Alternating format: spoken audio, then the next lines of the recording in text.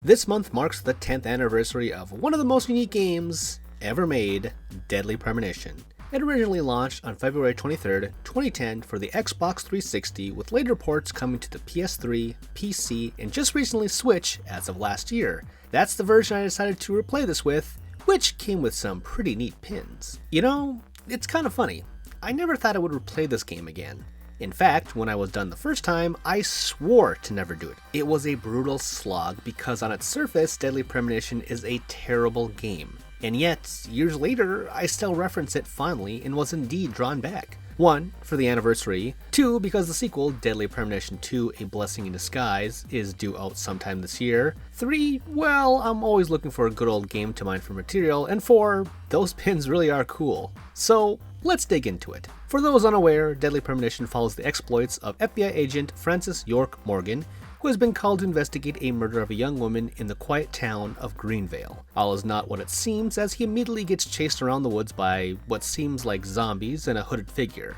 More murders happen, and the zombies keep cropping up, and yet he never really shows concern for them or thinks it's a good idea to tell his fellow officers. Oh yeah, and he always talks to what is seemingly an imaginary friend inside his head he keeps referring to as Zach. The story is bizarre and yet somehow intriguing because of the characters. Francis York Morgan is one of the best characters to have come out of the last decade, from those internal monologues with Zach to his love of coffee to his encyclopedic knowledge of films. He is a real treat to watch. That is the only real defining feature of this game because everything else sucks. As I said earlier, I only remember the good times and blotted out the bad like some kind of trauma. The graphics, for one, look like they are slightly better HD-ish versions of something from the PS2 era. Character models look better than the environments at least, even though the animations are kind of exaggerated. The sound design is also poorly done. For example, footsteps sound and echo like they were used from the first recording device ever produced. The mixing is also terrible. If you don't adjust it, the soundtrack and effects constantly overshadow the dialogue, which might have been on purpose. I will admit it was funny to hear that whistle song blaring over someone having a conversation. It felt like a bit,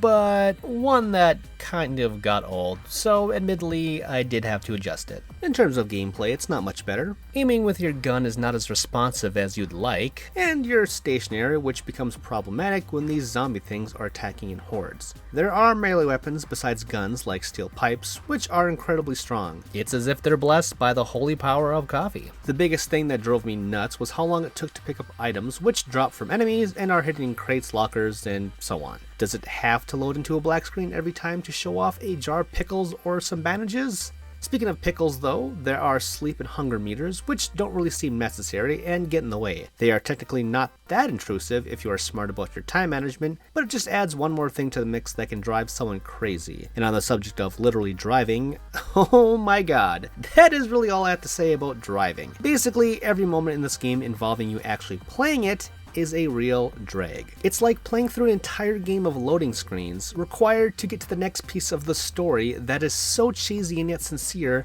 that you can't help but forget about the game being such a poorly budgeted mess. And I could go on about the bad stuff, but it would be like beating a dead horse. The point is, Deadly Premonition is better than the sum of its parts. I know, video games should be fun while playing them, which makes the experience such an anomaly. Even during the bad parts, which is the majority of the game, like I said, cracking jokes will ease the pain. And it really is better with a friend. That's how I played it my first time. It is hard to recommend, but again, there is just something so charming and earnest about Deadly Premonition that has me and other followers so in love with it.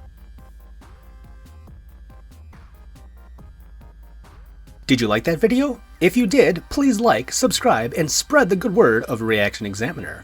If you want to read more of my stuff, you can find a plethora of my articles over at TheGamer and Game Rant. All of those links and more are in the show notes below. Thanks for watching!